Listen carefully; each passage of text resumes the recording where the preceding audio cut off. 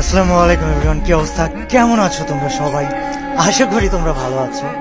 তোমরা কি আমাকে মিস করেছো কিনা জানি না, প্রায় 2 মাস হয়ে গেল ভিডিও বানাই নাই, তোমাদের সাথে কথা বলি নাই। আমি কিন্তু তোমাদেরকে অনেক মিস করেছি। এবং এই যে কমিউনিটিতে এত কিছু হচ্ছে, এই যে কমিউনিটিতে ওয়াচ পার্টি চলতেছে, এই যে ই স্পোর্টস স্বীকৃতি পেল আমাদের, মানে ক্রীড়ার স্বীকৃতি পেল আমাদের ই স্পোর্টস, এই যে ফ্রি ফায়ার এত কিছু করতেছে, এই যে আবার free fire world series 2025 Bangladesh হচ্ছে, এই যে আরএসকেরা জিতে গেল, আমি কিন্তু সবকিছু দেখতেছি। আমি কোথাও যাই নাই, কোথাও নাই, কোথাও কোনো কথা বলি নাই, আমি দেখতেছি, আমার ভালো লাগতেছে। চুপচাপ সবার আড়ালে থাকতে অনেক বেশি পছন্দ করতেছি। তোমাদেরকে অনেক মিস করেছি, তোমাদের কমেন্টগুলো অনেক মিস করেছি এবং আড়ালেই থাকতাম। কিন্তু তারপরে গত কাল বা পরশু দিন এই যে আমাদের ল্যান্ড টুর্নামেন্টটা হওয়ার কথা ছিল, যে free fire world series Bangladesh 2025-এর ল্যান্ড টুর্নামেন্ট হওয়ার কথা ছিল, আসলে ল্যান্ড না, এটাকে আংশিক ল্যান্ড বলা হচ্ছিল, এবং এটা হওয়ার কথা ছিল বসুন্ধরাতে আইসিসিবি হলে। এবং আমি কিন্তু ঠিক আইসিসিবি হলের অপোজিটে বসুন্ধরার ভিতরেই থাকি যখন ঢাকায় থাকি। সো গাইজ, সবার আগে congratulations to team RHK red hawks এবং টিম আরসিকে। আরএইচকে তো আমার ছোট ভাই কুট্টুসের টিম, ওর সাথে ওর আরো টিমমেটসরা আছে, ফ্লিকাররা আছে। সো ওরা অনেক দিন ধরে কনসিস্টেন্সি দেখিয়েছে, এবং যদি তোমরা পয়েন্ট দেখো তবে দেখবা যে আরএইচকের পয়েন্ট 173, যেখানে আরসির পয়েন্ট 99, তারপরে বাকিদের পয়েন্ট। সো এখানে স্কিল গ্যাপটা দেখেছো। সো আরএইচকে কিন্তু রাইট নাও স্কিলের দিক থেকে আনস্টপেবল, এবং ওদের জন্য বিশাল কংগ্রাচুলেশনস।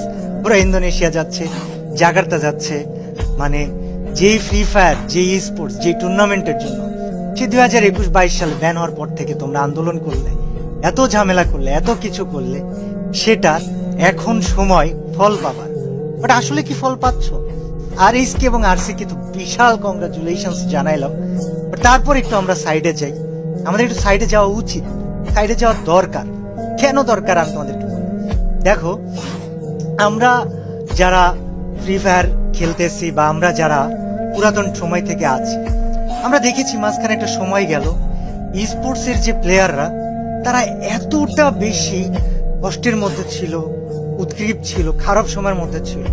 একটা দিন, একটা রাত ছিল যখন 1000-এর মতো স্পোর্টস প্লেয়ার ডিসকর্ডে এক হয়ে কন্টেন্ট ক্রিয়েটর বা ফ্রি ফায়ার অফিসিয়ালদেরকে হুমকি দিতে আসলো, ভাই আমরা কিন্তু কোর্টে যাব, আমরা মামলা করব, আমরা এই করব, আমরা সেই করব, হ্যান ত্যান 700। এবং এই হুমকিগুলো তারা দিচ্ছিল যেন তারা টুর্নামেন্ট পায়, কারণ অফিসিয়াল থেকে তাদের জন্য কোনো টুর্নামেন্ট দেওয়া হচ্ছিল না। এবং সেই জায়গাতে যখন সবাইকে হুমকি দামকি দেওয়ার পরে এমন একটা সিচুয়েশন আসছিল যে মডারেটর পর্যন্ত চাকরি ছেড়ে দিয়েছিল, ফ্রি ফায়ার অভিভাবক শূন্য হয়ে গিয়েছিল। আমি ছিলাম, মিস্টার ট্রিপলার ভাই ছিল, তালা ছিল, অন্যান্য ইউটিউবাররা ছিল। কে কি করেছে আমি জানি না, বাট যখন আমি ওই ডিসকর্ডে গেছিলাম, ওই হুমকি শোনার পরে সবাইকে ঝাড়ি মারছিল, তোমরা পাগল হয়ে গিয়েছো, তোমরা কাদেরকে হুমকি দিতে আসছো, তোমরা ঠিক হও। তারপরে আমরা ইউটিউবাররা আমাদের উদ্যোগে কিন্তু টুর্নামেন্টও দিয়েছিল, এবং আমরা কিছুটা সময় রেখেছিলাম, চেষ্টা করেছিলাম টিকিয়ে রাখার জন্য। এরপর তো মানে ই স্পোর্টস জিনিসটা ক্রীড়ার স্বীকৃতি পাই। বাট আমাদের ফ্রি ফায়ারের অফিসিয়াল থেকে বলো, অডিয়েন্স বেজের থেকে বলো, বা এই যে যারা ই স্পোর্টস এর মাথা হতে চেয়েছিল ওদের থেকে বলো, যাদের থেকেই বলো না কেন, ওরা কি অ্যাকচুয়ালি ই স্পোর্টস এর জন্য বা ফ্রি ফায়ারের জন্য অ্যাকচুয়ালি করার মতো কিছু করেছে? আমি কথাটা খুব হার্শ ভাবে বললাম, খুবই কঠোর ভাবে বললাম, কিন্তু কেন বললাম সেটা শোনো। বাংলাদেশের রাইট নাও যদি হিস্ট্রিতে দেখ, তবে দেখবা ফ্রি ফায়ারের অডিয়েন্স সব থেকে বেশি বলতে সব থেকে বেশি।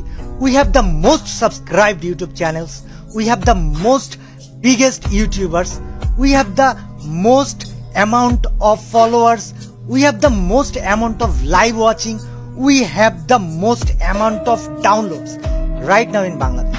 তো আমাদের কমিউনিটির থেকে তো বড় কমিউনিটি অন্যান্য স্পোর্টসে নাই। কিন্তু আমরা কি আমাদের কমিউনিটিটাকে, বা আমাদের অফিসিয়ালস হোক, আমাদের ইউটিউবার্সরা হোক, ইনক্লুডিং আমরা হোক, বা যারা এই স্পোর্টস এর মাথা তারা হোক, বা টুর্নামেন্ট অর্গানাইজার্সরা তারা হোক, কেউ কি ফ্রি ফায়ারটাকে তার পোটেনশিয়াল অনুযায়ী দিচ্ছে, তার পোটেনশিয়ালের জায়গায় নিয়ে যাচ্ছে? ল্যান্ড টুর্নামেন্টটা বা আংশিক ল্যান্ড, যেটা ওয়াচ পার্টি এবং আংশিক ল্যান্ড হওয়ার কথা ছিল, সেটা আসলে কেন বাতিল হলো, এটা তোমাদেরকে কেউ খোলাসা করে বলে নাই, তাই না? আমাকেও বলেছিল না।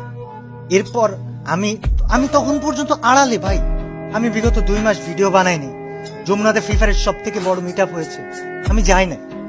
আমি বাংলাদেশে আসার পরে একের পর এক ওয়াচ পার্টি হয়েছে, আমাকে দাওয়াত দিয়েছে, আমি যাইনি। আমি আসলে মানে তোমাদেরকে আমার এই অংশটা বোঝাইতে পারবো না। এই অংশটা আমার ইমান এবং আমার নফসের মাঝখানের একটা যুদ্ধের অংশ, যেটা আমি শুধু